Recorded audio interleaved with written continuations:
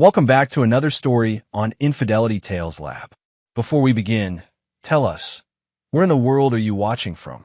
Now, let's dive into today's story. Chapter 1. The Discovery. The autumn rain hammered against the windows of the abandoned Whitaker house as Jeffrey Armstrong pushed through the rotting front door. The stench hit him first, mold, decay, and something else that made his stomach turn. As the town's premier real estate developer, he'd seen plenty of foreclosed properties, but this one felt different. Wrong. Hello. His voice echoed through the empty rooms. He was here because old Mrs. Whitaker's estate needed to be assessed before demolition, but the neighbors had reported strange noises. Probably vagrants, he'd thought. That's when he heard it, a soft whimpering from upstairs. Jeffrey Armstrong wasn't a man who startled easily. At 45, he'd built an empire from nothing, survived a bitter divorce, and learned that in business, mercy was a luxury he couldn't afford. His steel-gray eyes and weathered face told the story of a man who'd fought for everything he had. But the sight that greeted him in the upstairs bedroom nearly broke him. Huddled in the corner, wrapped in newspapers and filthy rags, was a small boy, 6 years old, maybe 7. His dark hair was matted. His clothes were torn, and his enormous brown eyes held a terror that no child should ever know. "Mommy left me," the boy whispered, his voice barely audible. "She said she'd come back, but she didn't. It's been so long." Jeffrey's heart, which he'd thought permanently hardened, cracked. He approached slowly, hands visible, the way he might approach a wounded animal. "What's your name, son?" "Tyler," the boy said. "Tyler Armstrong." The world stopped. Armstrong, his daughter Ellen's maiden name. Ellen, who'd run away 18 years ago at 17, leaving behind nothing but heartbreak and silence. Ellen, who'd broken her mother's heart so thoroughly that Margaret Armstrong had died of what the doctors called a stroke, but Jeffrey knew was despair. "Your mother," Jeffrey said carefully. "What's her name?" "Ellen. Ellen Armstrong. She told me we were going to live with my daddy, but then she just left me here. She said to wait, but I've been waiting so long. I'm hungry. I'm so hungry." Jeffrey sank to his knees. This was his grandson, Ellen's son, left to die in this hellhole, while where was she? "Tyler," he said softly, "I'm your grandfather. I'm going to take you home." The boy's eyes widened. "Grandpa?" "Mommy said I didn't have a grandpa. She said everyone was gone."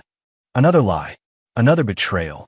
Ellen had stolen 18 years from him, and now she'd abandoned her own child. Jeffrey felt something cold and hard settle in his chest, a familiar feeling from his business dealings, but amplified tenfold. As he carried Tyler out of that house of horrors, wrapping him in his own coat, Jeffrey made a silent promise. If Ellen ever came back, she would face a reckoning unlike anything she could imagine. He was Jeffrey Armstrong, and he never forgave. He never forgot. Tyler fell asleep in the car, his small hand clutching Jeffrey's sleeve. The boy was home now. But Ellen had made her choice long ago, and when the time came, she would pay for every moment of suffering she'd caused. Chapter 2. Building an Empire. 12 years had transformed both Tyler and Jeffrey in ways neither could have imagined. The terrified, malnourished boy had grown into a confident 18-year-old with his grandfather's steel-gray eyes and a mind sharp enough to impress even Jeffrey's business associates. Tyler Armstrong stood 6 feet tall, carried himself with quiet confidence, and possessed an intelligence that cut through deception like a blade. More importantly, he understood who had saved him and who had abandoned him. Jeffrey had spared no expense on his grandson's education. Private schools, tutors, travel, everything Ellen had denied him. But the most valuable education Tyler received was watching his grandfather operate. Jeffrey Armstrong hadn't just built a real estate empire. He'd created a web of influence that stretched through every level of society. "Business isn't about being nice, Tyler," Jeffrey had explained during one of their evening talks in his study. "It's about being necessary. When people need you more than you need them, you hold all the cards." Tyler absorbed every lesson. He learned about leverage, about patience, about the difference between justice and revenge. Justice was what the courts provided. Revenge was personal, and it was an art form. During these 12 years, Jeffrey had quietly investigated Ellen's disappearance. Private investigators, forensic accountants, former FBI agents, he'd hired them all. The picture that emerged painted Ellen as a master manipulator who'd been running cons since leaving home. She'd married 3 different men under false names, cleaned out their bank accounts, and vanished. She'd been connected to insurance fraud, identity theft, and had left a trail of broken families in her wake. Currently, she was living in Miami under the name Ellen Fletcher, married to a wealthy contractor named Dwayne Fletcher. They'd been together for 2 years, the longest she'd stayed anywhere. Jeffrey's sources suggested she was planning something big, probably Fletcher's life insurance policy and business assets. She's gotten comfortable, Tyler had observed, reading the latest report on his 18th birthday. Comfortable people make mistakes. Jeffrey smiled. The boy understood. They'd also learned about Tyler's father, a young man Ellen had seduced and abandoned before Tyler was born. He died in a car accident when Tyler was 3, never knowing he had a son. Another casualty of Ellen's selfishness. Tyler had channeled his anger into purpose. He'd graduated high school at 16, earned a business degree by 18, and was already helping manage parts of his grandfather's empire. More importantly, he'd inherited Jeffrey's gift for reading people and his absolute refusal to forgive betrayal. The investigators say she might come back, Tyler mentioned during dinner at their sprawling estate. The property sat on 50 acres outside town, surrounded by land Jeffrey had acquired over the years. It was his fortress, his kingdom, and now it would be Tyler's inheritance. She will, Jeffrey replied with certainty. When Fletcher's usefulness expires, she'll remember that she has a son. She'll think 18 years is long enough for wounds to heal. She'll expect forgiveness. Tyler's smile was cold, eerily reminiscent of his grandfather's business expression. She'll be disappointed. The house phone rang, the private line that only a handful of people knew. Jeffrey answered, listened for a moment, then hung up. That was security, he said calmly. There's a woman at the gate claiming to be my daughter. She wants to see her son. Tyler felt his blood turn to ice, but his expression never changed. 12 years of preparation had led to this moment. Ellen Armstrong, Ellen Fletcher, had finally come home. What do you want to do? Jeffrey asked, though he already knew the answer. Tyler's smile was sharp as a razor. Let her in, grandfather. It's time for the family reunion. Chapter 3, The Prodigal's Return. Ellen Fletcher, she'd kept Dwayne's name for the legitimacy it provided, stood at the gates of her father's estate with her heart pounding. The property had grown. When she left 18 years ago, it had been impressive. Now it looked like a compound fit for royalty. She'd aged well, 35, and still beautiful, with the kind of practiced charm that had served her so well over the years. Her blonde hair was perfectly styled, her clothes expensive but not flashy.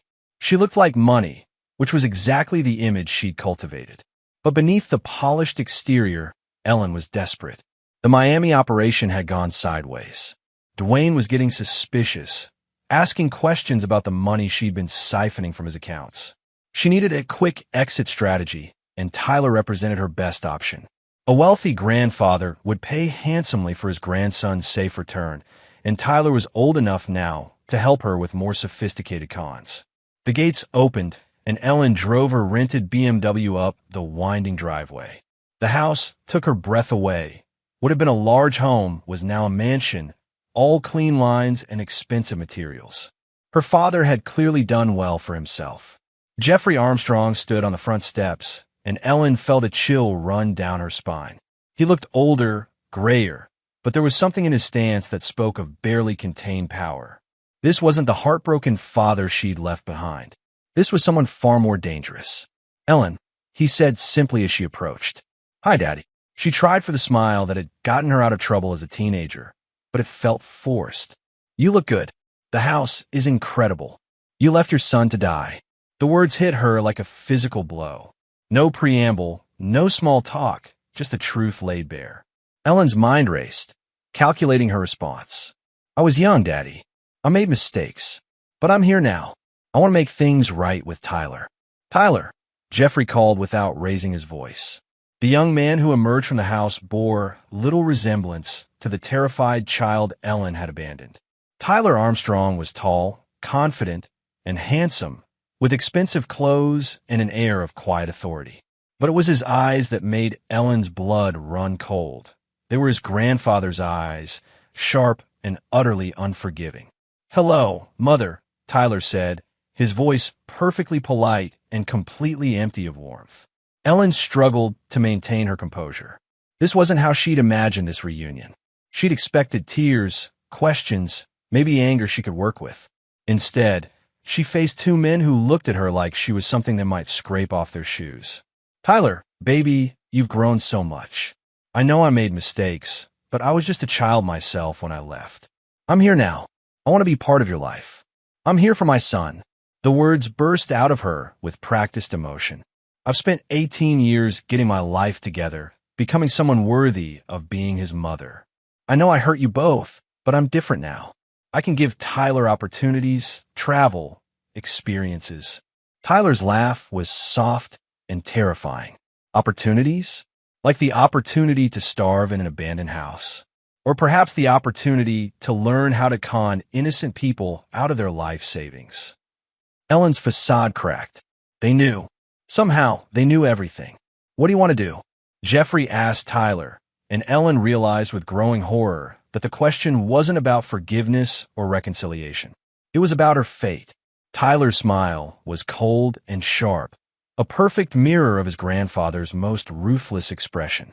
The expression of a man who'd learned that mercy was weakness and forgiveness was a luxury he couldn't afford. "I want her to understand exactly what she threw away," Tyler said quietly. "I want her to know the price of betrayal, and then I want her to pay it." Ellen Fletcher, who'd spent 18 years running from her past, realized that she'd finally run out of places to hide. The little boy she'd abandoned had grown into something far more dangerous than she'd ever imagined, and his grandfather had taught him well. The wolves had her scent, and there was nowhere left to run. Chapter 4. The Price of Truth. The library of the Armstrong estate felt like a courtroom as Ellen sat across from her father and son, 3 crystal glasses of aged whiskey untouched on the mahogany table between them. The walls were lined with legal texts, business journals, and photographs of Tyler's achievements, graduation ceremonies, academic awards, newspaper clippings about his early business successes alongside his grandfather. Ellen had been studying these images for an hour, and each one was a knife twist of what she'd missed, what she'd thrown away. "Tell me about Dwayne Fletcher," Jeffrey said conversationally, as if asking about the weather. Ellen's practiced mask slipped for just a moment. "How old are you?" "I know everything, Ellen. The question is whether you're finally ready to tell the truth." Tyler opened a thick folder and began laying out photographs like tarot cards revealing a grim future. Ellen saw herself with each of her victims over the years. Michael Santos, the young teacher she'd married and bankrupted in Phoenix. Robert Hayes, the widower in Denver whose grief she'd exploited. David Kim, the tech entrepreneur in Seattle whose identity she'd stolen. 18 years, Tyler said softly. 18 years of destroying lives while your son learned to eat garbage and sleep in the cold. Ellen's composure crumbled. "You don't understand. I was 17 when I left. I was scared alone. You were a predator," Jeffrey corrected. "The age just made you more dangerous because people trusted you." The investigation reports were damning. Ellen had refined her techniques over the years, graduating from simple theft to elaborate long-term cons. She would target vulnerable men, recent widowers, divorcees, or lonely middle-aged bachelors, seduce them into marriage, then systematically drain their assets before disappearing. "But Dwayne Fletcher is different," Tyler observed, studying a photograph of Ellen's current target. "Wealthy, yes, but not vulnerable. Not stupid. He's a successful contractor with ties to some very unsavory people in Miami. People who don't forgive being stolen from." Ellen's blood went cold. They knew about Dwayne's connections to money laundering operations, about the cash businesses that were fronts for much darker enterprises. She thought she was clever, skimming from accounts he'd never miss. But if Dwayne was as connected as Tyler suggested, "You're in trouble, aren't you?" Jeffrey asked. "Real trouble. The kind that ends with you floating in Biscayne Bay." I need help, Ellen whispered, finally dropping all pretense. Dwayne's getting suspicious. He's been asking questions, and yesterday, I overheard him on the phone with someone who scared him. If he finds out what I've taken. How much? Tyler asked. 2 million, maybe more. I wasn't trying to hurt him. I just needed security, a nest egg. For what? Another disappearing act? Another victim? Tyler's voice was sharp as broken glass. Ellen looked at her son, really looked at him, for the first time since arriving. This young man radiated the same controlled menace as his grandfather. But there was something else, something colder. Tyler Armstrong had been forged in abandonment and hardened by betrayal. He was everything she'd feared Jeffrey might become, but worse because he'd learned not to expect anything from the world except disappointment. I want to make amends, Ellen said desperately. I know I can't undo the past, but I can help you now. I have information about Dwayne's business, about his partners. I can. You can stop talking, Tyler interrupted, because here's what's going to happen. You're going to go back to Miami. You're going to return every penny you stole from Dwayne Fletcher. And then you're going to tell him exactly who you are and what you've done. Ellen's face went white. He'll kill me. Maybe, Tyler agreed with chilling indifference. But that's the price of your choices. You spent 18 years running from consequences. No more. Tyler, please, I'm your mother. No. The word came out like a gunshot. A mother doesn't abandon her child to starve. A mother doesn't steal and lie and destroy lives. You're nothing to me but a reminder of what I survived. Jeffrey watched this exchange with grim satisfaction. Tyler had learned the most important lesson of all, that some betrayals were unforgivable, that some people were simply too dangerous to trust. There's another option, Jeffrey said quietly, a way to ensure justice without. He let the sentence hang. Ellen grasped at this lifeline. Anything. I'll do anything. Tyler and Jeffrey exchanged a look that spoke of years of understanding, of shared purpose. They'd planned for this moment, prepared for every possible scenario. You're going to help us destroy Dwayne Fletcher, Tyler said, completely and utterly. And in return, we'll make sure you survive long enough to serve a very long prison sentence for your crimes.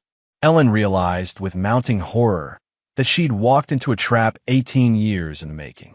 Her father and son weren't offering her redemption.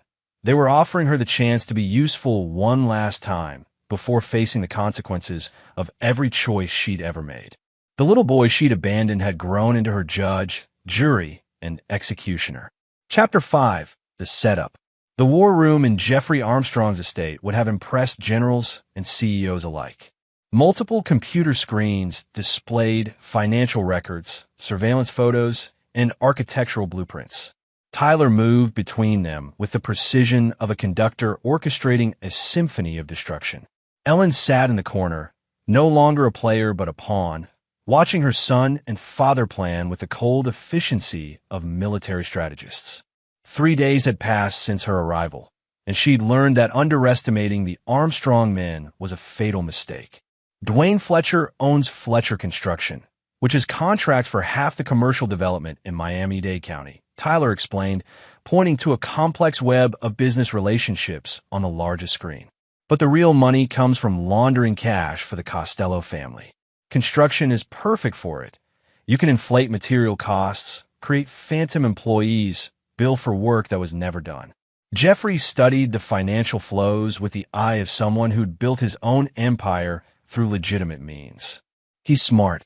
Multiple shell companies, offshore accounts, partnerships that obscure ownership. This is an amateur hour. No, Tyler agreed, which is why a direct assault won't work. We need to be surgical.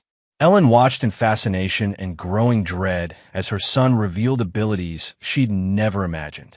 Tyler had spent his formative years not just learning business from his grandfather, but absorbing lessons in strategy, psychology, and what he called applied justice. The key is Marcus Costello, Jr., Tyler continued, indicating a photograph of a young man in his 30s with expensive clothes and dead eyes. Dwayne's primary contact with the family. Marcus is impulsive, violent, and desperate to prove himself to his father. He's also skimming from his own operations. Jeffrey smiled coldly. And you know this how? Because I've been in Miami for the past 6 months, building relationships and gathering intelligence. Ellen's return isn't a coincidence. I've been waiting for her to lead me to Dwayne. Ellen felt the world tilt. You knew I was coming? I've known where you were for 2 years, Tyler replied without looking at her. I've been patient because I needed the full picture. Dwayne Fletcher isn't just a criminal. He's a monster who's destroyed dozens of families through his operations. Taking him down serves justice on multiple levels. The plan Tyler outlined was breathtaking in its complexity and ruthlessness. Ellen would return to Miami and play her role perfectly. The loving wife who discovered her husband's criminal activities and wanted to help the FBI bring him down. Of course, she wouldn't actually be working with the FBI. You're going to gather evidence of Dwayne's operations, Tyler explained. Bank records, client lists, details about money transfers. Everything. But I told you, he's getting suspicious. Which is why you're going to give him a perfect distraction, Jeffrey interjected. You're going to tell him about your son. About how you're being blackmailed by someone who knows about your past. Ellen's eyes widened. He'll want to kill Tyler. Let him try, Tyler said with chilling confidence. I'll be the mysterious blackmailer demanding $2 million for my silence about Ellen Fletcher's real identity. Dwayne will focus on eliminating the threat while Ellen gathers the evidence we need. The beauty of the plan was its psychological precision. Dwayne would see Ellen as a victim, sympathize with her predicament, and trust her completely while plotting Tyler's death. Meanwhile, Ellen would have access to everything they needed to destroy both Dwayne and Marcus Costello Jr. What happens to me after? Ellen asked quietly. Tyler's smile was sharp as winter. You'll testify against Dwayne and the Costello organization. Full cooperation with federal authorities. In exchange, you'll serve a reduced sentence, probably 15 years instead of life. And if I refuse, then you can explain to Dwayne Fletcher how you've stolen $2 million from him while simultaneously betraying his location and operations to federal authorities, Jeffrey said pleasantly. I'm sure that conversation will go well. Ellen realized she had no choice. She'd forfeited the right to choose when she'd abandoned her son 18 years ago. This was justice, Tyler's justice, and it was as implacable as winter. There's one more thing, Tyler said, pulling up a final photograph. It showed Ellen entering a hotel with a man who wasn't Dwayne Fletcher. Dr. James Morrison, plastic surgeon, married, father of 3. You've been having an affair with him for 6 months while planning to rob his practice's accounts. Ellen's blood turned to ice. She'd been so careful. We're going to save Dr. Morrison from your scheme, Tyler continued. Consider it a public service. But it also means you understand exactly how thoroughly we've been watching you. Every move, every victim, every lie, we know it all. The young man Ellen had abandoned was now demonstrating that he'd inherited his grandfather's gift for long-term strategic thinking, but with a patience and precision that was entirely his own. Tyler Armstrong had spent 12 years becoming the perfect weapon against people like his mother. 1 week, Tyler said. You have 1 week to gather everything we need. After that, Dwayne Fletcher and the Costello organization face the consequences of their choices, and you face yours. Ellen looked at her son one last time, searching for any trace of the terrified child she'd left behind. She found nothing but cold determination and a complete absence of mercy. She'd created this monster, and now it was going to destroy everything she'd built on the foundation of her betrayals. Chapter 6. The Hunt Begins. The penthouse suite overlooking Biscayne Bay cost more per night than most people earned in a month, but Tyler Armstrong barely noticed the luxury. His attention was focused on the sophisticated surveillance equipment that turned the living room into a command center worthy of a government operation. For 6 months, he'd been establishing his cover identity in Miami as Tyler Morgan, a venture capitalist with inherited wealth and a taste for high-stakes investments. The identity was bulletproof, complete with financial records, social media history, and references that would satisfy even professional investigators. Through his hotel room windows, he could see Fletcher Construction's downtown headquarters, where Ellen was playing her role perfectly. 3 days had passed since her return to Miami, and Dwayne Fletcher had swallowed the bait completely. Tyler's phone buzzed with an encrypted message from Ellen. He wants to meet the blackmailer. Tomorrow, 2 p.m., Warehouse District. He's bringing Marcus and 2 others. Tyler smiled coldly.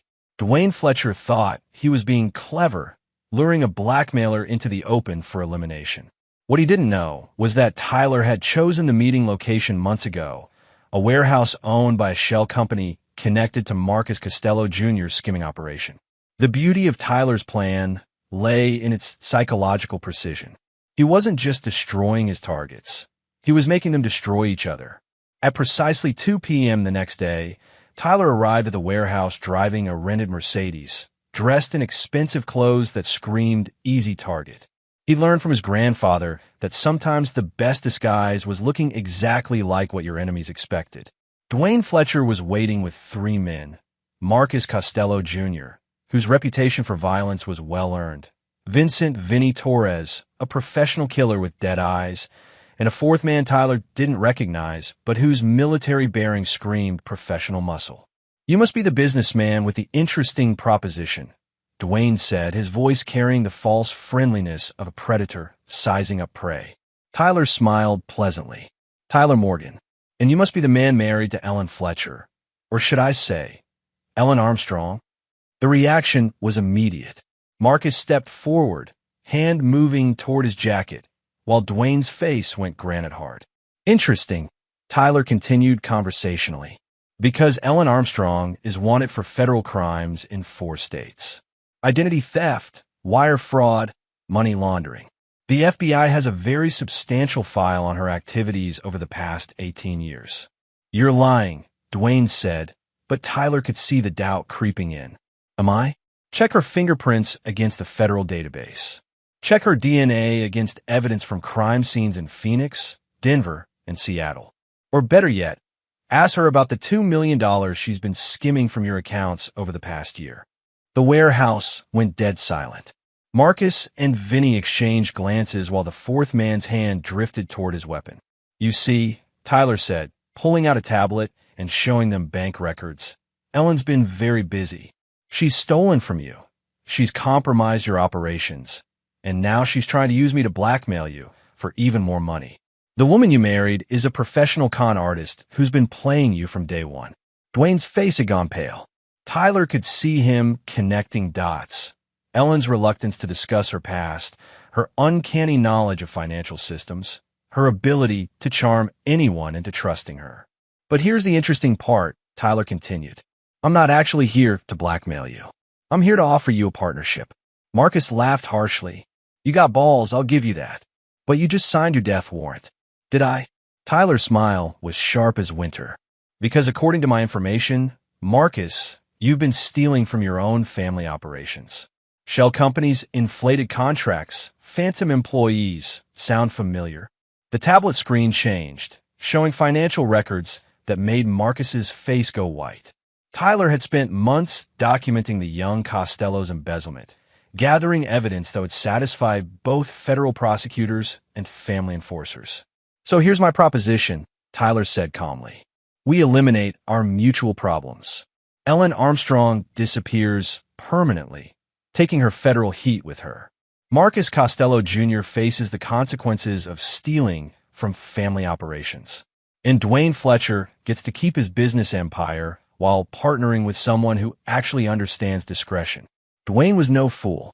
He could see the trap closing around him, but he could also see the opportunity. "What do you want?" 20% of the legitimate operations, full partnership in the financial services. In exchange, you get rid of a wife who's been stealing from you and a partner who's been stealing from his own family. The warehouse fell silent except for the distant sound of Miami traffic. Tyler could see calculations running behind Dwayne's eyes. Profit versus risk, opportunity versus threat. "How do we know you won't betray us like she did?" Vinny asked. Tyler's smile was completely without warmth. "Because unlike Ellen Armstrong, I honor my commitments. When I make an alliance, it's permanent. When I make an enemy, it's fatal." The young man who'd been abandoned as a child had grown into something far more dangerous than any of them had imagined. Tyler Armstrong was offering them a partnership, but on terms that would ultimately destroy them all. He was his grandfather's student, but he'd learned lessons in patience and precision that even Jeffrey might find unsettling. The hunt was just beginning. Chapter 7. The Trap Springs. The confrontation came at sunset, in the same abandoned warehouse where Tyler had met with Dwayne Fletcher 3 days earlier. But now the dynamics had shifted completely, and Ellen Fletcher found herself at the center of a storm 18 years in the making. Ellen arrived expecting to meet Tyler alone. Another blackmail payment, another day of playing the desperate mother trying to protect her son. Instead, she found Dwayne waiting with Marcus, Vinny, and 2 additional men she didn't recognize. "Hello, darling," Dwayne said, his voice carrying a chill that made Ellen's blood freeze. "We need to have a conversation about your past." Tyler emerged from the shadows like a predator materializing from darkness. But this wasn't the polished young businessman Ellen had been dealing with. This was someone else entirely. Someone harder, colder, wearing Tyler's face but radiating menace like heat from a forge. "Hello, Mother," he said softly. Ellen's world tilted. "What are you doing here? How do you know your husband? Know his business? Know about Marcus's embezzlement?" Tyler's smile was sharp as broken glass. "I've been planning this for months, Ellen. Every move, every conversation, every betrayal has led to this moment." Dwayne stepped forward, his face dark with rage.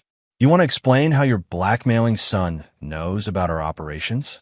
You want to explain how he has access to financial records that should be impossible to obtain?" Ellen looked between Tyler and Dwayne, understanding beginning to dawn like a nuclear sunrise. "You're working together." "In a manner of speaking," Tyler agreed, "though I prefer to think of it as applied justice." The warehouse doors slammed shut with a sound like a coffin closing. Ellen spun around to see Jeffrey Armstrong entering with 2 men she recognized as private security contractors, the kind who specialized in problems that needed to disappear. 18 years, Jeffrey said conversationally, his voice echoing in the empty space. 18 years since you abandoned your son to die. Did you think we'd forgotten? Did you think we'd forgiven? Ellen's mind raced, trying to process the scope of what was happening. Tyler hadn't been her victim. He'd been hunting her. The blackmail, the demands for money, even her return to Miami had all been orchestrated to bring her to this moment. "The beautiful thing about justice," Tyler said, pulling out a tablet and showing surveillance footage, "is that eventually everyone pays for their choices." The screen showed Ellen over the past week, stealing documents from Dwayne's office, photographing financial records, copying computer files. Everything she'd done under Tyler's direction, thinking she was gathering evidence to save herself.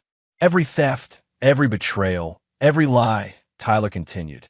"All documented, all admissible in federal court. Congratulations, Ellen. You just provided evidence that will destroy both your husband's organization and Marcus's embezzlement scheme." Dwayne's face went dead white as he realized what had happened. "You played us. All of us." "I did," Tyler agreed pleasantly. "Because that's what you do to predators.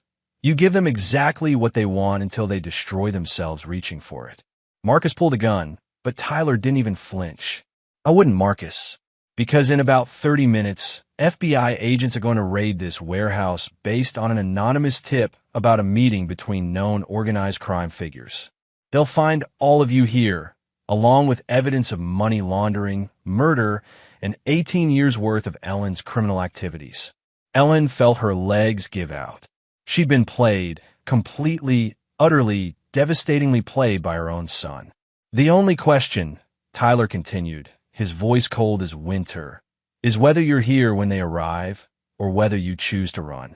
Again, Dwayne's hand moved toward his gun, but Jeffrey's security contractors were faster. The warehouse filled with the sound of weapons being drawn and safeties being clicked off. "I have a better idea," Dwayne snarled. "We kill all of you and disappear. Start fresh somewhere else." Tyler laughed, a sound completely devoid of humor. "With what money? The accounts you've been using are frozen as of an hour ago. The FBI's Financial Crimes Unit has been very busy today." Ellen watched in horror as her son destroyed lives with the same casual efficiency his grandfather destroyed business competitors. Tyler Armstrong had learned lessons in patience and precision that went far beyond anything she'd ever imagined. "You're all going to prison," Tyler said simply. Ellen for her 18 years of theft and fraud.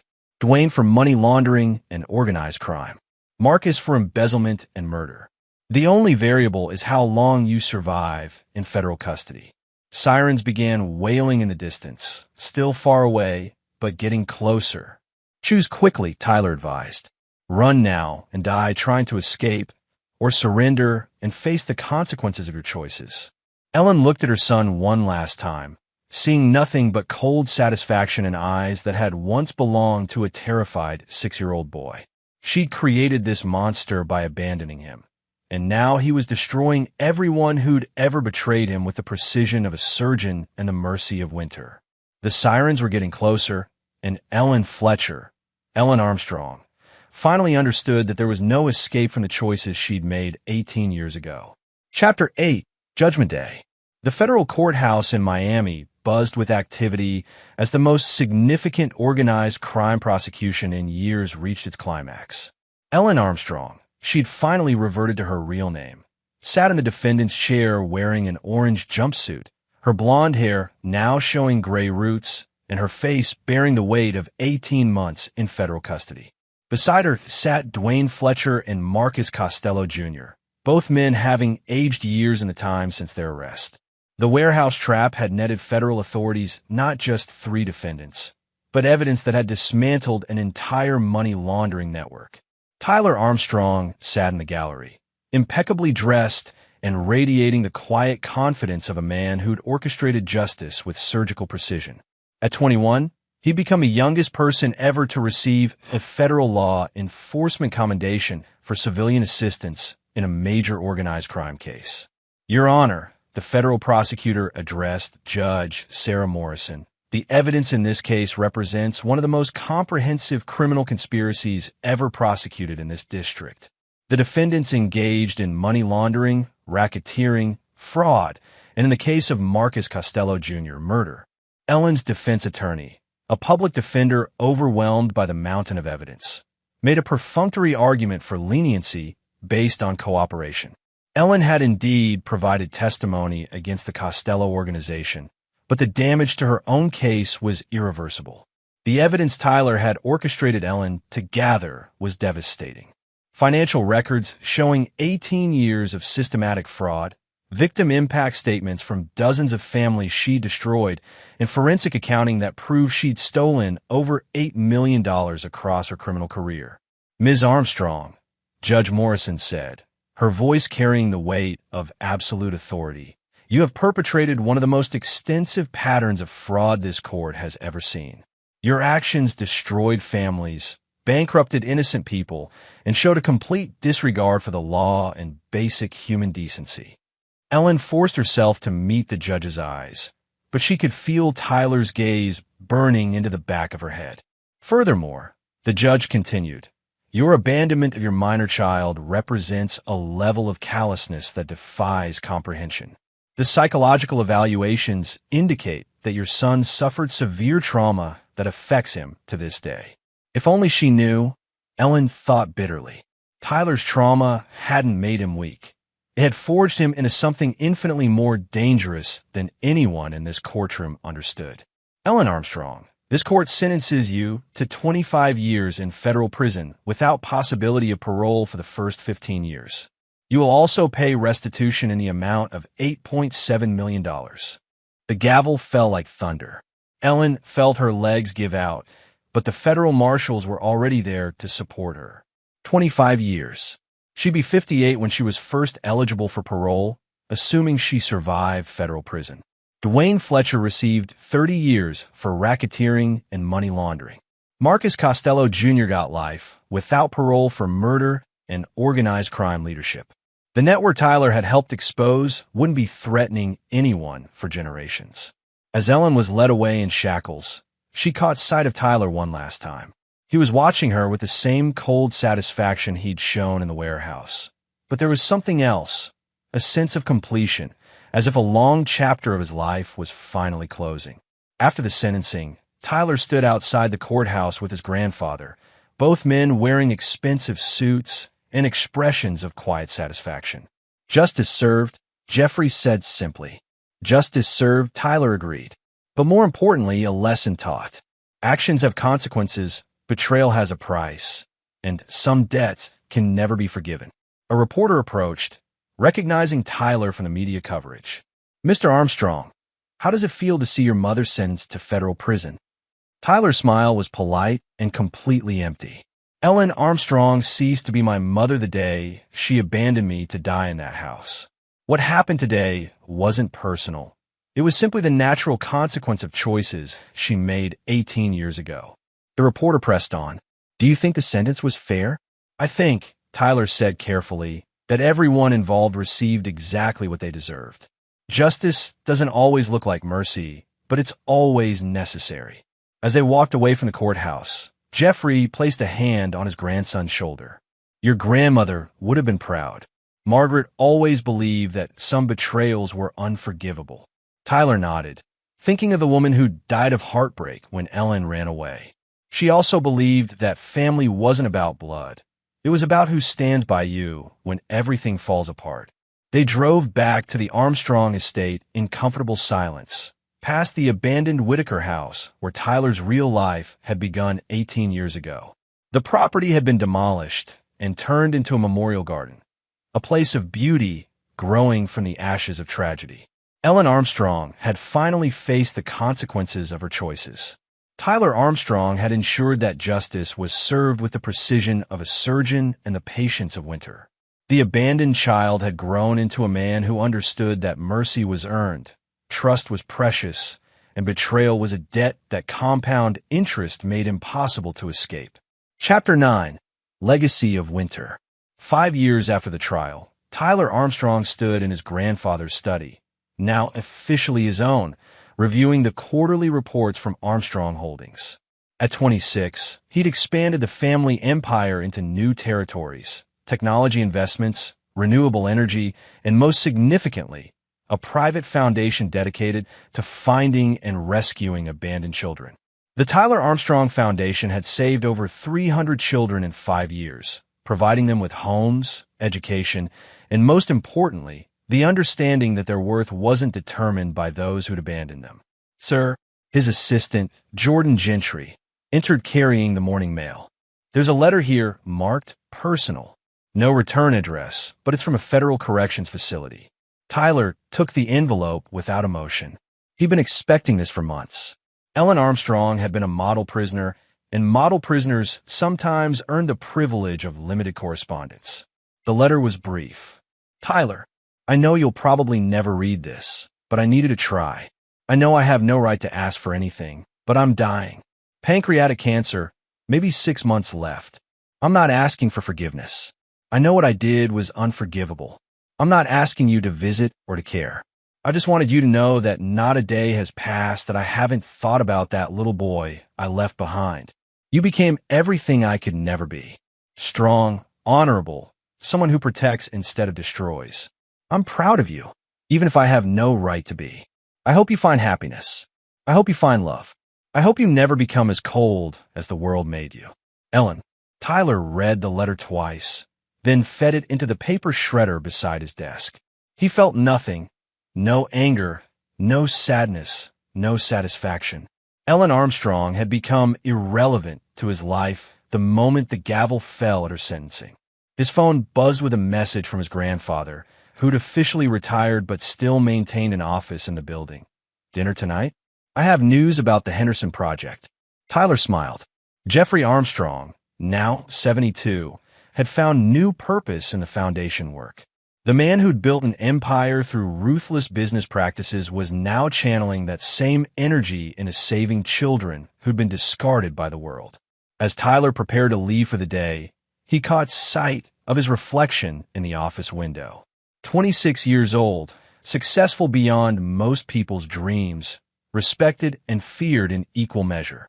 He'd become everything his grandfather had trained him to be, a man who understood that loyalty was earned, trust was precious, and betrayal was a debt that could never be forgiven. But he'd also become something more.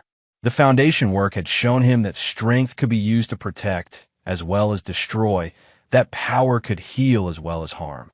His phone rang. Jordan calling from the outer office. "Sir, there's a Detective Casey Richmond here to see you.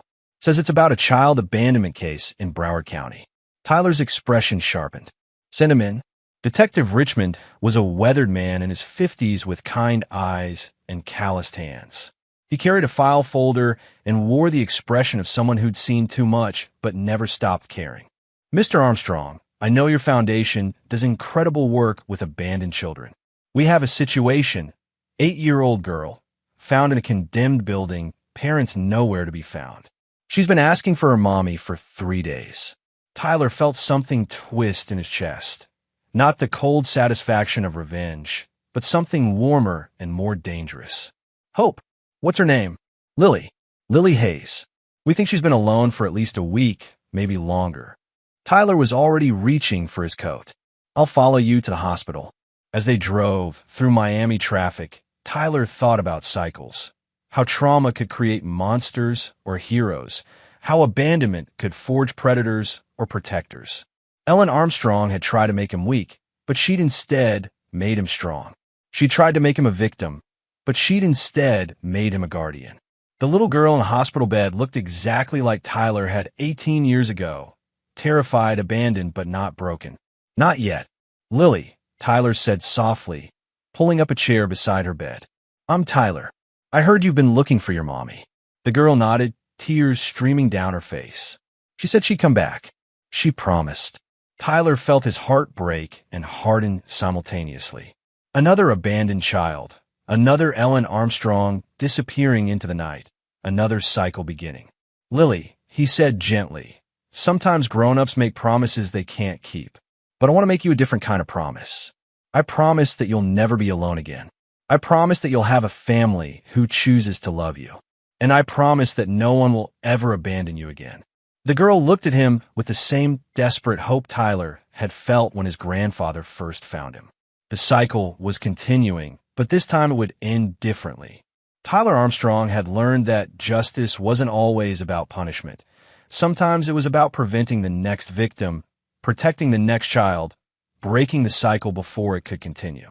Ellen Armstrong had created a monster when she abandoned her son, but that monster had chosen to become something better, a guardian, a protector, a man who understood that real strength came from standing between the innocent and the darkness.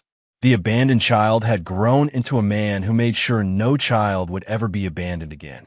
The cycle was broken. The winter was over, and spring, finally, had begun. And there you have it.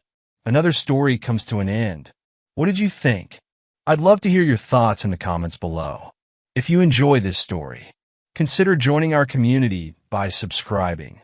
It means the world to us. For more stories like this one, check out the recommended videos on screen. And I'll see you there. Welcome back to another story on Infidelity Tales Lab. Before we begin, tell us, where in the world are you watching from? Now, let's dive into today's story. Chapter 1. The Foundation of Fury. Rob Castellano had built his empire from concrete and steel, but more importantly, from an unshakable principle. Loyalty was everything, and betrayal was unforgivable. At 42, he controlled a construction dynasty worth hundreds of millions, with projects spanning 3 states. His hands, calloused from his early days swinging hammers, now signed contracts that could make or break entire neighborhoods. The divorce from Linda had been finalized 2 years ago, a bitter affair that left scars deeper than any physical wound. She'd taken half his liquid assets, a staggering $47 million, but Rob had hidden the true extent of his wealth behind a labyrinth of shell companies and offshore accounts. What she didn't know couldn't hurt him, but what she'd done to him would never be forgotten. Their son Tyler, now 13, was the only light in Rob's increasingly dark world. Every other weekend, the boy would stay at Rob's penthouse overlooking the Hudson River, and they'd work on model cars or discuss Tyler's dreams of becoming an architect. The kid had inherited Rob's strategic mind and attention to detail, qualities that would serve him well in the war Rob sensed was coming. "Dad, do I really have to go to this thing?" Tyler asked, adjusting his tie in the passenger seat of Rob's black Porsche Cayenne. They were heading to the River Club, an upscale venue where Linda was hosting a pre-wedding gathering for her upcoming nuptials. Your mother specifically requested you be there, son. We honor our commitments, even when they're uncomfortable. Rob's grip tightened on the steering wheel. The invitation had been a surprise. Linda rarely included him in anything anymore. Her upcoming marriage to some businessman named David Morrison was supposed to be her fresh start, her escape from the toxic influence of her ex-husband. Rob had done his homework on Morrison. 45 years old, divorced twice, claimed to run import-export businesses across several states. Clean background check, decent financials, no obvious red flags. Still, something fell off. In Rob's experience, people who appeared too clean usually had the dirtiest secrets. I just don't get why she wants you there too, Tyler muttered, staring out the window at the approaching venue. She hates you. Your mother doesn't hate me, Tyler. She fears me. There's a difference.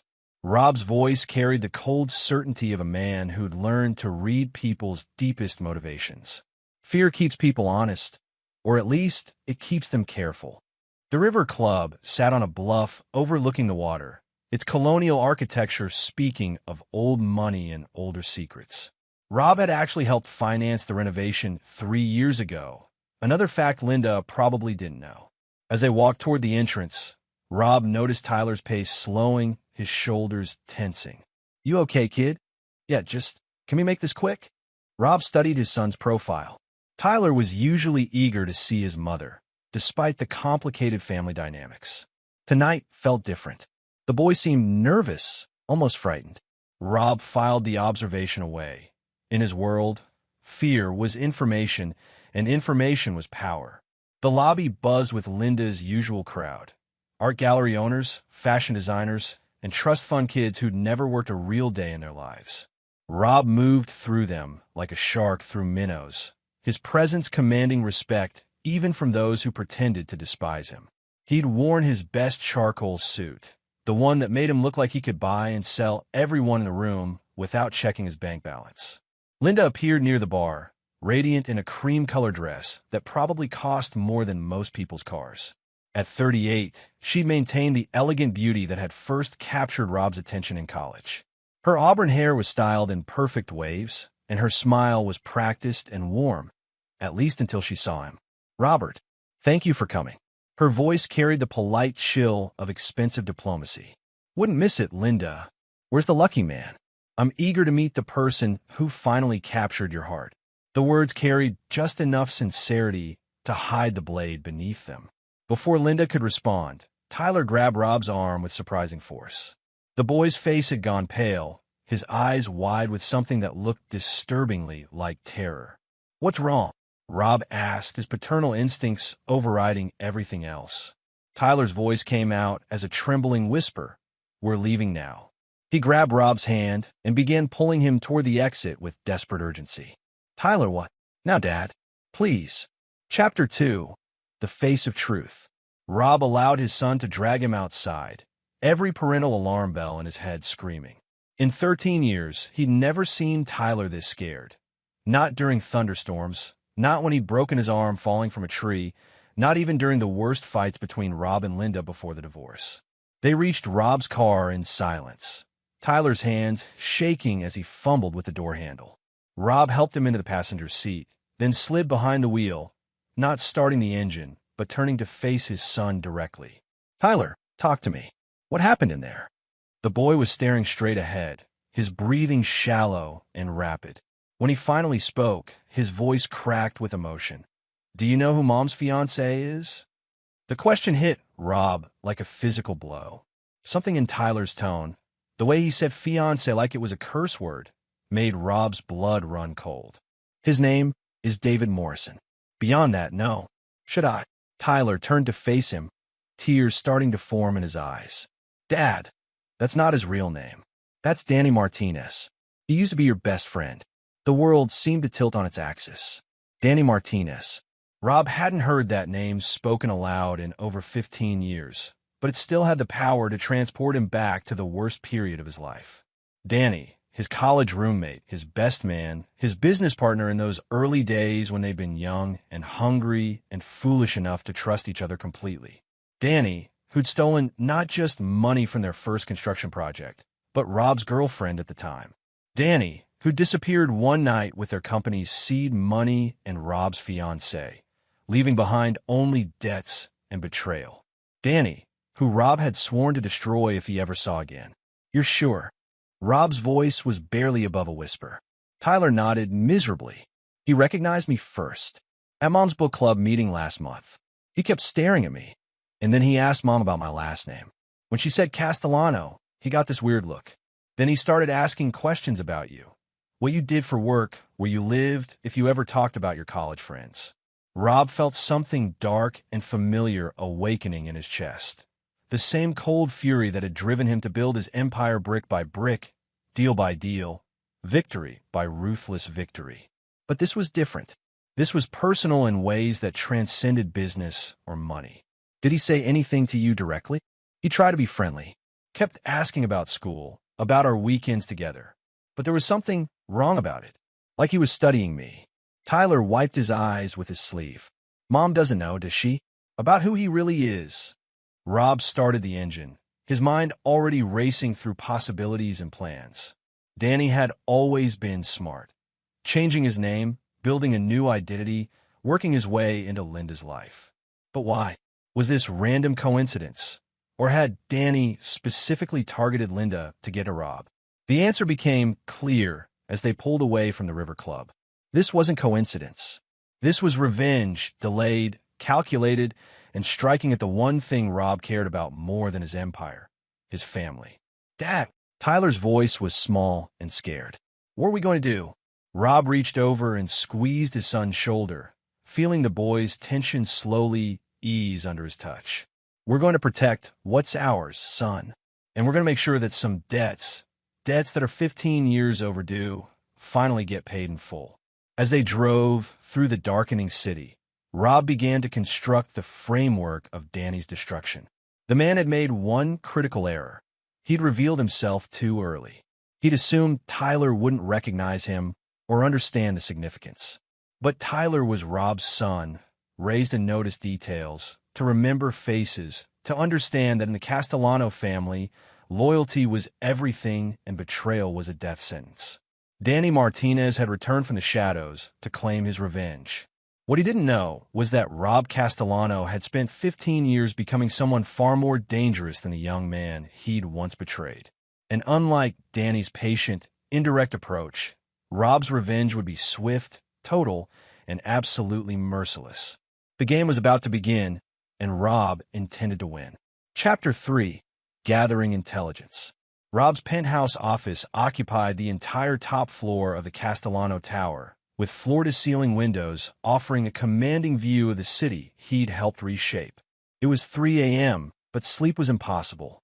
Tyler was safe in the guest bedroom, exhausted by the emotional trauma of the evening, while Rob worked at his desk surrounded by documents, photographs, and computer screens. Marcus Wong, Rob's head of security and information gathering, sat across from him with a stack of files. A former Army intelligence officer, Marcus had been with Rob for 8 years and understood that some questions weren't asked. Only orders were followed. Danny Martinez legally changed his name to David Morrison 7 years ago in Nevada. Marcus reported, his voice clinical and precise. Clean paperwork, all official channels. But here's where it gets interesting. He's been operating under at least 3 other identities in the past decade. Rob studied the photographs Marcus had compiled. Danny had aged well, his dark hair now touched with distinguished gray at the temples, his face carrying the confident ease of a successful businessman. But the eyes were the same, calculating, predatory, and utterly without conscience. What's his angle? Money. Partly. Your ex-wife is worth approximately $52 million post-divorce. But there's more. Marcus opened another file. He's been methodically researching you for at least 2 years. Property records, business filings, social media posts from your employees and associates. This isn't opportunistic. It's a long-term operation. Rob felt the familiar coldness settling over him. the emotional shutdown that preceded his most ruthless business decisions. Family, no blood relatives we can find. Divorced twice, no children. His current identity shows businesses in import-export, but they're mostly shells hiding his real income sources. Which are? Marcus hesitated, the first time Rob had ever seen him do so. Identity theft, credit fraud, and what appears to be a sophisticated romance scam operation. He targets wealthy divorced women, gains their trust, marries them, and systematically drains their assets before disappearing. The revelation hit Rob like a physical blow. Linda wasn't Danny's target. She was his next victim. This wasn't about revenge against Rob. It was about money, pure and simple. Danny had likely discovered Linda's divorce settlement and identified her as his next mark. How many others? At least 4 that we can document. Total theft estimated at over $20 million across 15 years. Marcus pulled out another photograph. A woman in her 50s, elegant and smiling, standing next to Danny at what appeared to be a charity gala. Margaret Fleming, age 53, married Danny, then calling himself David Fletcher, in 2019. She was found dead in her home 6 months later. Ruled suicide, but the timing was convenient. Her estate was nearly empty. Rob's hands clenched into fists. Danny wasn't just a thief. He was a predator who destroyed lives for profit. And now he had his sights set on Linda. Despite their bitter divorce, despite her betrayal with her personal trainer that had ended their marriage, Rob felt a surge of protective rage. Linda was Tyler's mother. She was family, and Rob protected family, even when they didn't deserve it. "I want everything," Rob said, his voice carrying the deadly calm that his enemies had learned to fear. "Bank records, travel patterns, associates, weaknesses. And I want it yesterday, already in motion." "But Rob," Marcus leaned forward, his expression serious. "This guy is smart. He's been operating for 15 years without being caught. If he realizes we're onto him, he'll run." "I know." Rob stood and walked to the windows, staring out at the city lights. "But he won't run. Not yet. He's too invested in this score, and his ego won't let him believe I'm a threat. He thinks I'm the same stupid kid he betrayed in college." Rob's reflection stared back at him from the window, a man hardened by years of brutal competition, someone who'd learned that mercy was weakness and forgiveness was surrender. Danny Martinez had taught him that lesson 15 years ago, and now he was about to learn the consequences of that education. "What's the play?" Marcus asked. Rob turned back to his security chief, a cold smile spreading across his face. "Danny wants to steal my ex-wife's money and disappear. We're going to let him think he succeeded, right up until the moment we destroy everything he's built, everyone he's hurt, and every future he thought he had. And if Linda gets caught in the crossfire?" Linda made her choices. She chose to divorce me. She chose to take half my assets. And now she's choosing to marry a predator. But she's still Tyler's mother. Rob's voice carried the finality of a judge pronouncing sentence. "We save her from Danny, but we make sure she understands exactly who protected her. And more importantly, we make sure she understands what happens to people who underestimate a Castellano." The war was about to begin, and Rob intended to wage it on every front: financial, legal, social, and psychological. By the time he was finished, Danny Martinez would wish he'd stayed in whatever hole he'd crawled out of.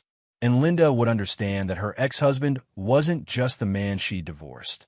He was the most dangerous enemy her new fiancé would ever face. Chapter 4. The Art of War. Rob's war room was a testament to methodical planning.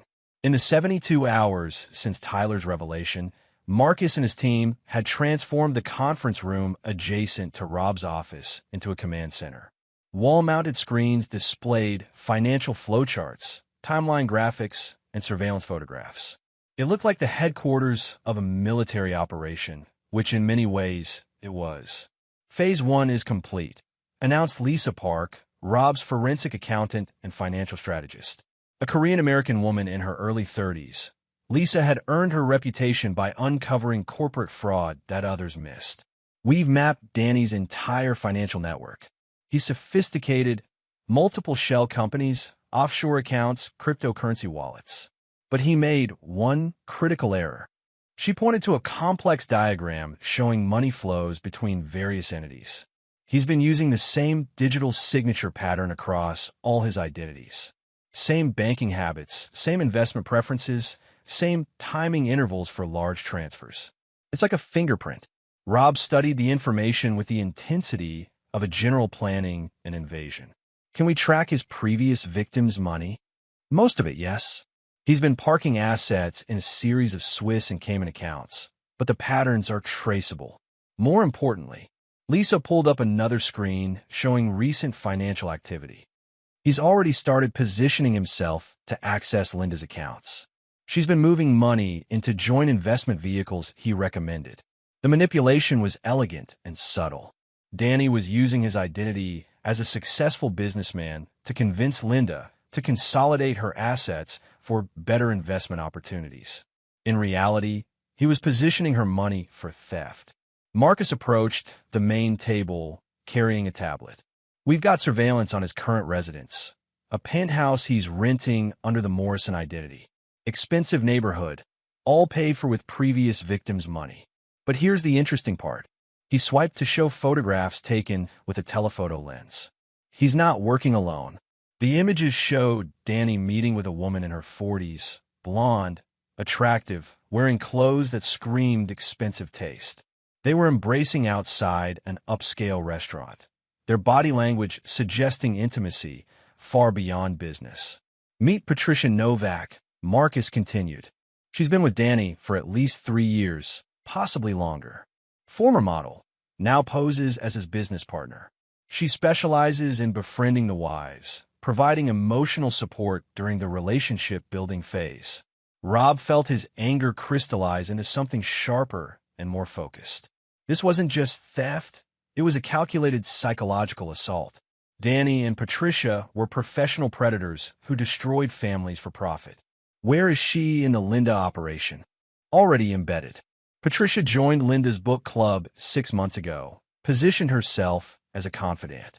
She's been encouraging Linda to trust her heart and embrace new possibilities. Classic emotional manipulation. The scope of the operation was staggering. Danny and Patricia had been preparing for over a year, carefully constructing the perfect trap. They'd studied Linda's psychological profile, identified her vulnerabilities, and executed a sophisticated long-term con.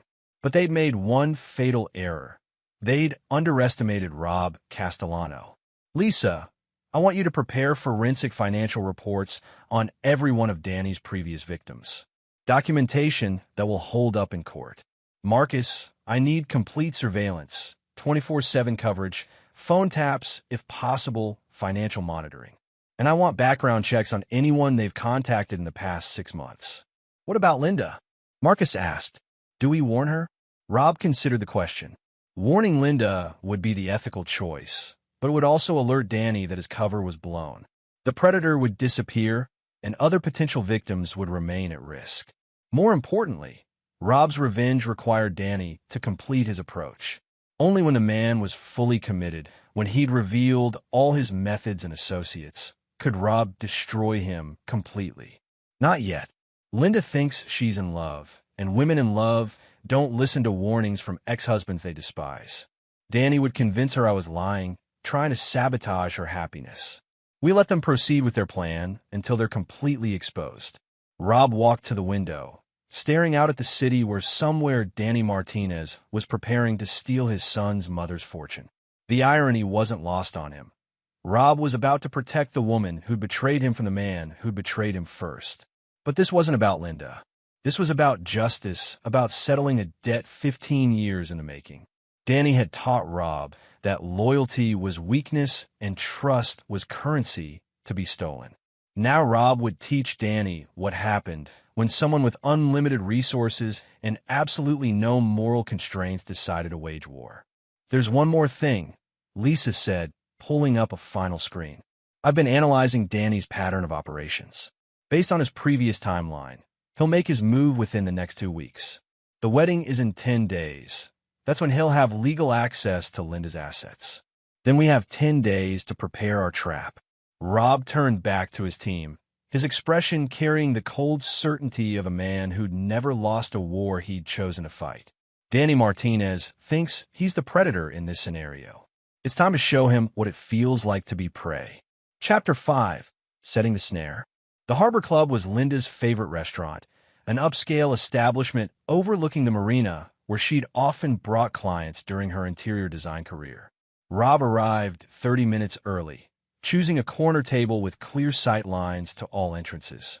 He'd invited Linda to lunch under the pretense of discussing Tyler's upcoming school enrollment, but his real agenda was far more complex. Linda arrived precisely on time, as always. She moved through the restaurant with the confident grace of someone accustomed to being noticed, her emerald dress complementing her auburn hair perfectly. Rob stood as she approached, noting the slight tension in her posture. She was nervous about this meeting. "Robert, you look well." She accepted his gesture to seat her, with the polite distance of former intimates who'd learned to navigate around old wounds. "As do you. How are the wedding preparations progressing?" "Wonderfully. David has been." She paused, searching for the right words. "He's been incredibly supportive, patient with all the details, understanding about my need to make everything perfect." Rob nodded, filing away her choice of words. Danny was playing his role flawlessly. The perfect fiancé who let his victim maintain the illusion of control while he maneuvered her toward financial ruin. "I'm happy for you, Linda. Truly. After everything we went through, you deserve someone who appreciates what he has." The sincerity in his voice seemed to surprise her. For a moment, the defensive wall she'd built around herself lowered slightly. "Thank you. That means more than you know." They ordered lunch and fell into the surprisingly comfortable rhythm of two people who'd once known each other completely. Rob asked about her design projects, her family, her plans for the honeymoon. He was charming without being intrusive, interested without being possessive. It was only when they were halfway through their main course that he made his first move. "I've been thinking about Tyler's college fund," he said casually. "With the market volatility lately, I'm considering restructuring some investments. Have you given any thought to his future financial needs?" Linda's expression shifted slightly, the first crack in her composure. "Actually, David has been helping me review my investment portfolio. He's had some excellent suggestions about diversification and growth opportunities." "Has he? That's generous of him. What kind of background does he have in finance?" "Import-export, primarily. But he's worked with investment firms throughout his career. He has a very sophisticated understanding of international markets." Rob nodded thoughtfully, mentally noting how Danny had positioned himself as a financial expert while keeping his claimed background vague enough to avoid detailed scrutiny. "Well, I'd be interested in hearing his thoughts. Perhaps we could all meet, discuss Tyler's future, ensure we're coordinated in our planning. After all, regardless of our personal history, we both want what's best for our son." The suggestion clearly made Linda uncomfortable. She'd spent 2 years keeping Rob and David in separate spheres of her life, probably at Danny's subtle insistence. I'm not sure that's necessary. David and I have everything well in hand." "I'm sure you do. But Linda..." Rob leaned forward slightly, his voice carrying just enough concern to plant a seed of doubt. "Tyler is my son, too. I have a right to understand how his financial future is being managed. Unless there's some reason you'd prefer I not meet David directly." The challenge was carefully calibrated. Linda's pride wouldn't let her admit that her fiancé might have reservations about meeting her ex-husband. At the same time, Rob was positioning himself as the responsible father looking out for his child's interests. "Of course not. It's just, well, you can be quite intimidating when you want to be. I don't want David to feel like you're judging him." "Linda, I'm a businessman, not a monster. I'm perfectly capable of being civil to the man who makes you happy." Rob's smile was warm and reassuring. "Besides, if he's going to be Tyler's stepfather, don't we owe it to our son to ensure we can all work together?" The logic was unassailable, and Linda found herself nodding reluctantly. "I'll talk to David about it. Perhaps dinner this weekend?" "Perfect. My treat, of course. Choose anywhere you'd like." As they finished lunch, Rob felt the satisfaction of a chess player who just placed his opponent in an impossible position. Danny would have to agree to the meeting. Refusing would raise suspicions and potentially damage his relationship with Linda. But attending would expose him to Rob's direct scrutiny, forcing him to maintain his false identity under pressure. More importantly, the meeting would give Rob the opportunity to begin the psychological warfare that would ultimately destroy Danny's carefully constructed operation. After Linda left, Rob remained at the table, making notes on his phone. The first phase of his counterattack was in motion. Soon, Danny Martinez would discover that some prey was far more dangerous than it appeared. Marcus called as Rob was walking to his car. "We've intercepted communications between Danny and Patricia. They're accelerating their timeline, planning to move Linda's money within the next week, right after the wedding. Then we move faster. Is everything in place for Saturday's dinner?" "Affirmative. Audio surveillance, background support, and our financial specialist will be standing by." Danny's going to walk into the most dangerous conversation of his life. Rob smiled as he started his car. Danny Martinez thought he was about to pull off the perfect crime. Instead, he was about to discover that some debts never expired, and some enemies never forgot. The trap was set. Now all Rob had to do was spring it. Chapter 6. The Hunter Becomes Hunted. The Riverside Grill epitomized understated elegance. The kind of restaurant where deals were made over exceptional food and million-dollar handshakes happened over dessert. Rob had chosen it carefully. The acoustics would carry conversation while his surveillance team could maintain discreet coverage from multiple angles. He arrived early and positioned himself at a table with his back to the wall, a habit from his construction days when knowing who was behind you could mean the difference between life and death. At exactly 7 p.m., Linda arrived with Danny Martinez, now calling himself David Morrison. Seeing Danny in person for the first time in 15 years was like encountering a ghost made flesh. The man had aged well, his dark hair silver at the temples, his face carrying the confident ease of someone who'd never faced consequences for his actions. He wore an expensive charcoal suit and a smile that didn't quite reach his eyes. Rob stood as they approached, extending his hand with the practiced charm that had closed hundreds of business deals. "David, I presume." "Robert Castellano. Thank you for joining us." Danny's handshake was firm, his eye contact direct, but Rob caught the micro-expression of recognition that flashed across his features: surprise, calculation, and something that might have been fear. "The pleasure's mine, Robert. Linda's told me so much about you." "All good, I hope." Rob's smile was warm and genuine as he helped Linda into her seat. "Though knowing my ex-wife, probably not entirely."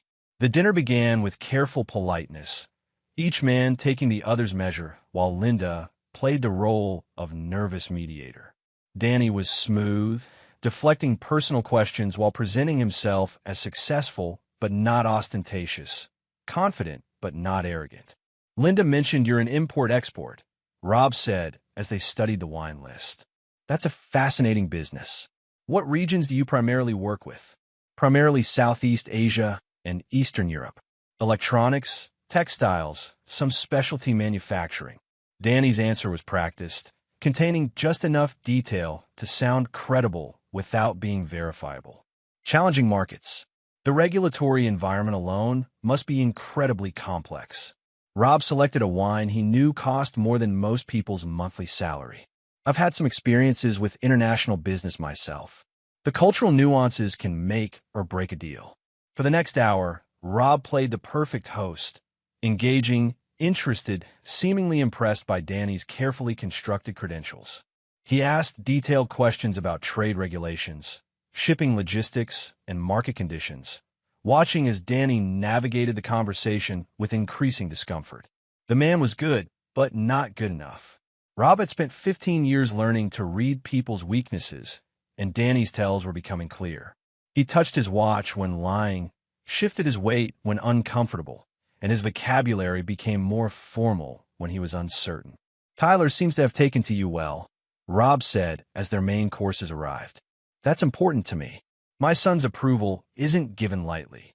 Danny's expression flickered almost imperceptibly. "He's a remarkable young man, very perceptive for his age. He gets that from his mother, and perhaps from spending so much time around adults. He notices things others might miss." Rob cut his steak with surgical precision. Details, patterns, faces. Sometimes it's almost uncanny. The threat was subtle but unmistakable. Rob was letting Danny know that Tyler might have recognized him, without making any direct accusations. It was psychological warfare at its finest, creating doubt and fear without providing a target for retaliation. Linda, oblivious to the undercurrents, began discussing wedding details.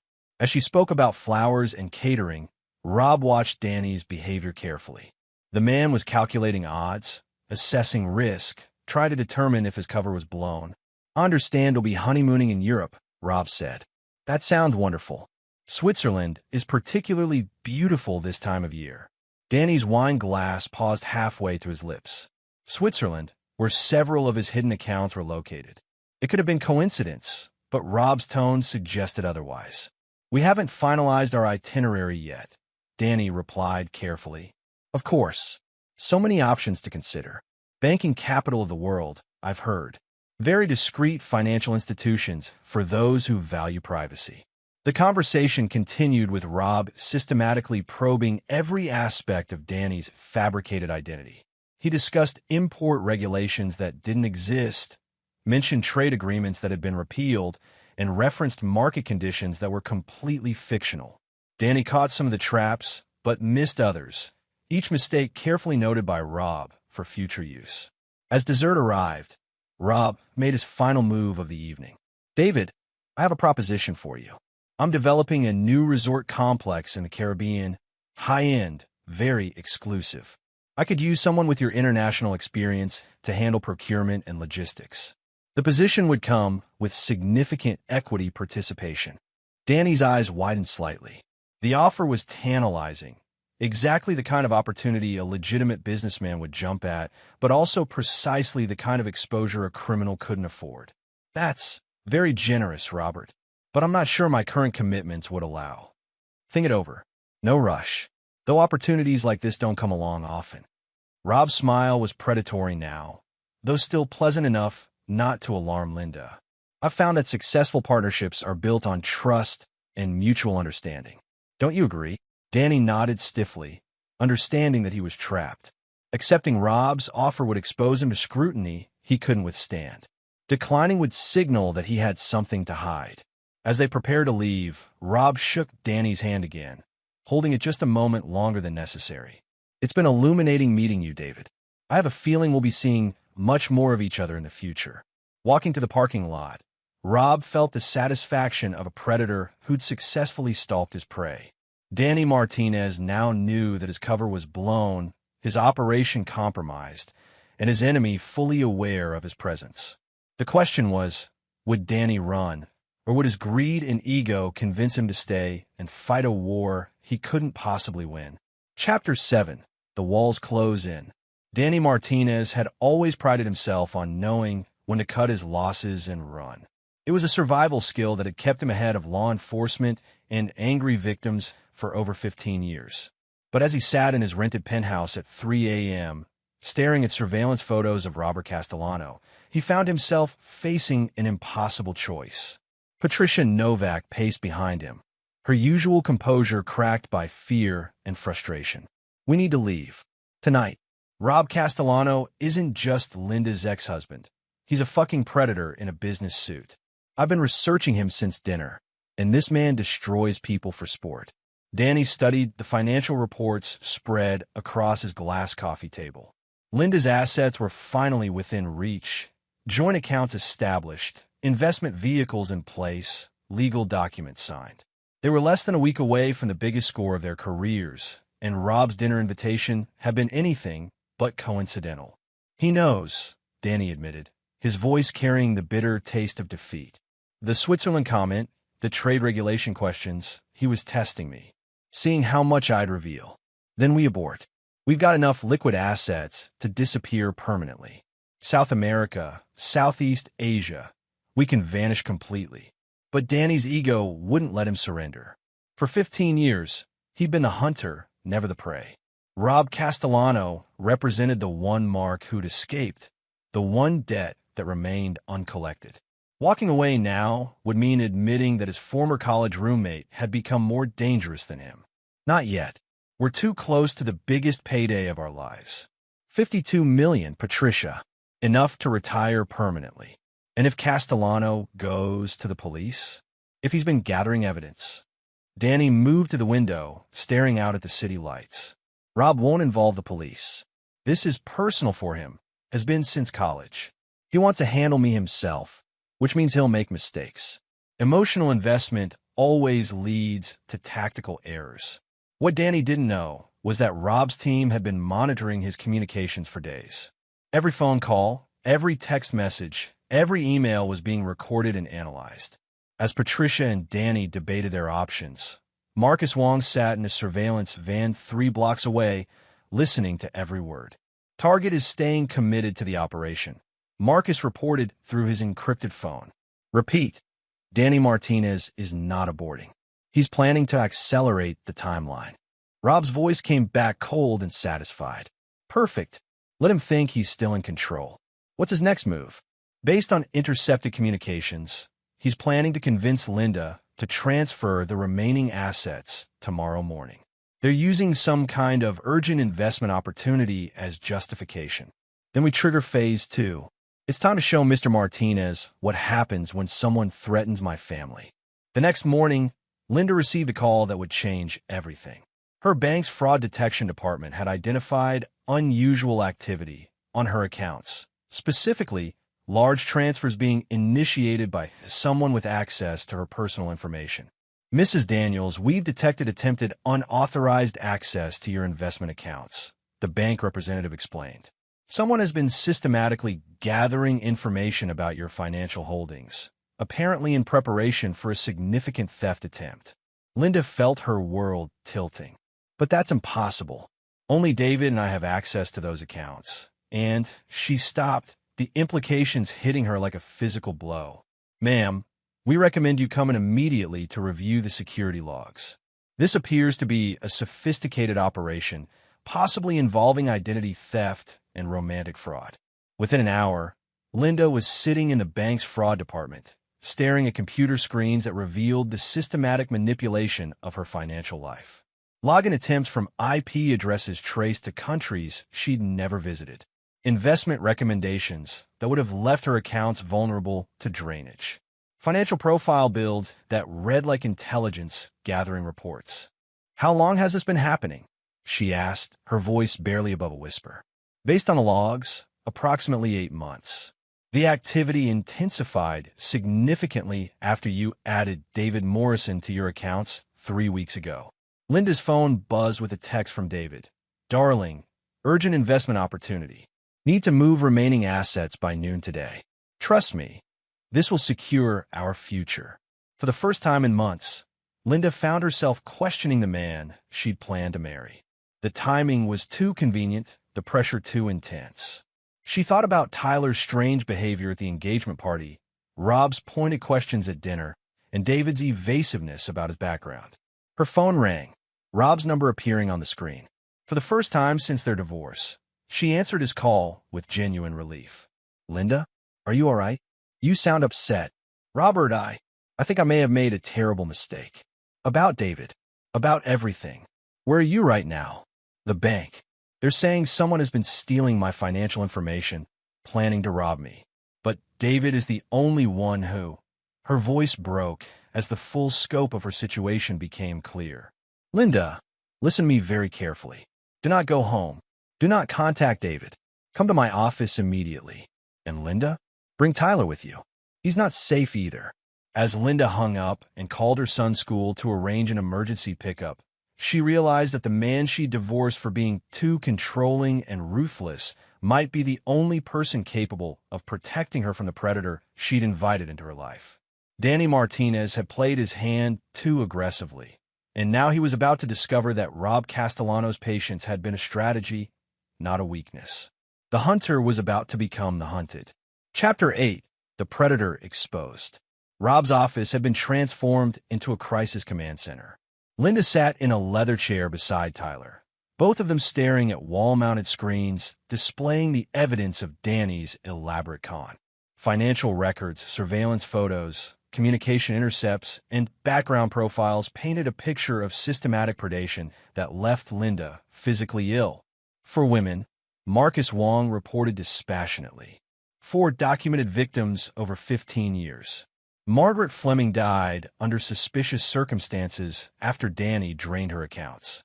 Janet Walsh lost her family business and committed suicide. Christine Moore and Sandra Bell survived, financially ruined and psychologically destroyed. Linda's hands shook as she reviewed the police reports and financial documents. Each victim had followed the same pattern. A successful, recently divorced woman who'd been systematically seduced, manipulated, and robbed by a man they trusted completely. The Patricia Novak woman has been working Linda for 6 months, Lisa Park added, pulling up social media evidence. Book club meetings, coffee dates, shopping trips, all designed to gather intelligence and build emotional dependency. She's done this before with the other victims. Tyler sat quietly beside his mother, his 13-year-old mind struggling to process the scope of deception they'd uncovered. "Mom," he said softly, "I tried to warn you. At the engagement party, I recognized him from old photos in Dad's college stuff." Linda turned to her son with tears in her eyes. "Why didn't you tell me directly?" "Because you wouldn't have believed me. You would have thought Dad put me up to it." Tyler's observation was painfully accurate. Linda's distrust of Rob had made her vulnerable to manipulation by others. Rob remained standing throughout the briefing, his posture radiating controlled fury. Danny Martinez had spent months targeting his family, manipulating his son, and planning to destroy the mother of his child. The fact that Linda had betrayed Rob during their marriage was irrelevant now. She was family, and family was protected at any cost. "What do we do now?" Linda asked, her voice small and frightened. "The wedding is in 3 days. David expects me to transfer the remaining assets today. If you don't, he'll know we're onto him and disappear," Rob finished. "Which is exactly what we're going to prevent." Rob moved to the central screen, pulling up a complex flowchart that outlined the next phase of his operation. "Danny thinks he's closing in on the biggest score of his career. We're going to let him think he's succeeded, right up until the moment we spring our trap." The plan was elegant in its brutality. Linda would proceed with the asset transfer as scheduled, but the money would flow into accounts controlled by Rob's team rather than Danny's offshore network. Meanwhile, Rob's investigators would trigger coordinated law enforcement actions against Danny's previous crimes, freezing his existing assets and exposing his network of false identities. "But what about the wedding?" Linda asked. "He's expecting." "The wedding will proceed as planned," Rob said coldly, "right up until the moment Danny Martinez is arrested for fraud, identity theft, and murder." The room fell silent as the implications sank in. Rob wasn't just planning to stop Danny. He was orchestrating the man's complete destruction in the most public and humiliating way possible. Marcus pulled up another screen showing surveillance footage from Danny's penthouse. "Target is growing increasingly agitated.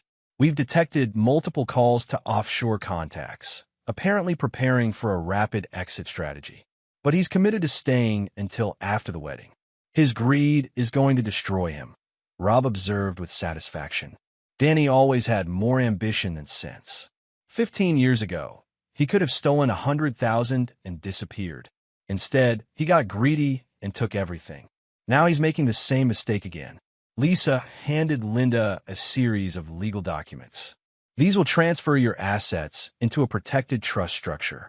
Danny will see the movement of funds he's expecting, but the money will be completely beyond his reach. Meanwhile, we'll be documenting his theft attempt in real time." "What about Patricia?" Tyler asked, showing more strategic thinking than many adults Rob had worked with. "Patricia Novak will be arrested simultaneously with Danny. We've identified her role in the previous victims' cases, including her involvement in Margaret Fleming's death. She's facing multiple murder charges across 3 states." Rob watched Linda process the magnitude of what they'd uncovered. Her fiancé wasn't just a thief. He was part of a murder-robbery team that had destroyed multiple families. The wedding she'd been planning was actually an execution date for her financial life and possibly her physical safety. I'm sorry, Robert, Linda said quietly. For everything. For not trusting you about David, for not listening to Tyler, for all of it. Rob's expression softened slightly. You don't owe me an apology, Linda. You owe our son an explanation for why you nearly married a predator. But that's a conversation for after we finish destroying Danny Martinez. His phone buzzed with a text from Danny. Robert, thank you for the dinner invitation. I've been thinking about your resort proposal. Perhaps we could discuss it further this weekend. Rob showed the message to the room. He's trying to get close to me, probably planning some kind of double cross. Danny always thought he was the smartest person in the room. What do you respond? Marcus asked. Rob's smile was absolutely predatory as he typed his reply. Of course, David. Why don't you come to the wedding? I'll make sure it's a day you never forget. 3 days later, Danny Martinez would discover that some enemies never forgave, some debts never expired, and some predators eventually became prey. Chapter 9. The Reckoning. The Fairmont Grand Ballroom was resplendent with white roses, crystal chandeliers, and the kind of elegant excess that spoke of unlimited budgets and meticulous planning. 200 guests filled the ornate space, unaware that they were about to witness the most elaborate takedown in the city's criminal history. Danny Martinez stood at the altar in his custom tuxedo, his smile confident and predatory as he watched Linda walk down the aisle. In his mind, he was moments away from legally accessing $52 million and completing the greatest con of his career. What he didn't know was that Rob Castellano had turned his wedding into a trap 15 years in the making. Rob sat in the third row with Tyler, both of them wearing earpieces connected to Marcus Wong's surveillance team. Around the ballroom, federal agents posed as wedding guests, photographers, and service staff. Every exit was covered, every communication monitored, every aspect of Danny's network under simultaneous surveillance. Target is at the altar, Marcus reported through their earpieces. Patricia Novak is seated in the front row as planned. All assets are in position. Linda approached the altar with tears in her eyes, not of joy, but of rage and betrayal. She'd spent 3 days learning the full scope of Danny's deception, and now she was playing the final scene in his destruction.